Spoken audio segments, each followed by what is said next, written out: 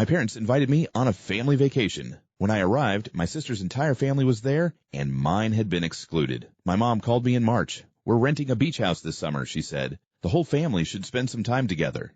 That sounded nice. My wife Sarah and I had been so busy that we hadn't taken a real vacation in years. Our kids, Noah and Emma, were excited the second they heard about the beach. Then Mom added something strange. "Actually, there isn't enough room for everyone. Just you this time." I laughed because I thought she was joking.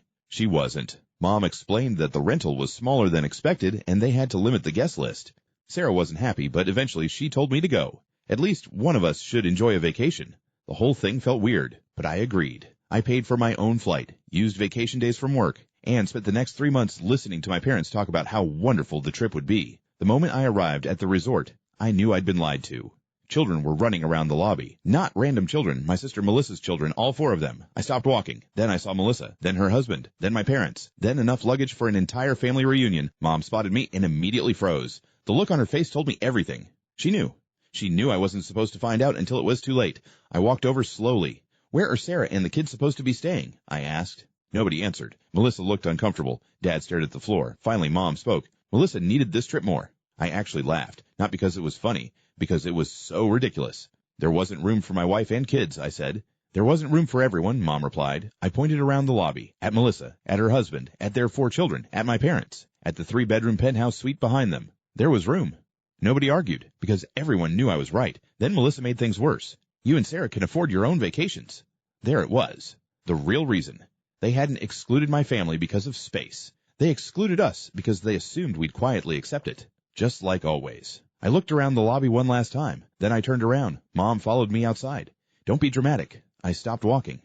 My daughter cried when I told her she couldn't come. Mom went silent. My son asked if Grandma didn't like him anymore.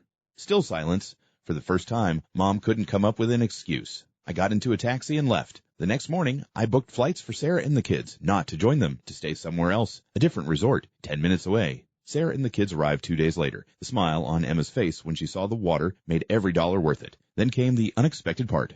Word spread. My parents' resort had construction issues. The pool closed. The beach access was restricted. Activities were canceled. Meanwhile, our resort had everything. Private beach, water park, kids club, boat tours. By the second day, relatives who had heard about our vacation started posting photos online. Melissa saw them. Then Mom saw them. Then Dad. That evening, my phone rang.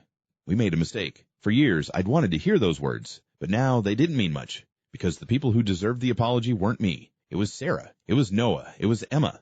The next morning, I posted one family photo. Just us, smiling on the beach. The caption was simple. Family vacations should include the whole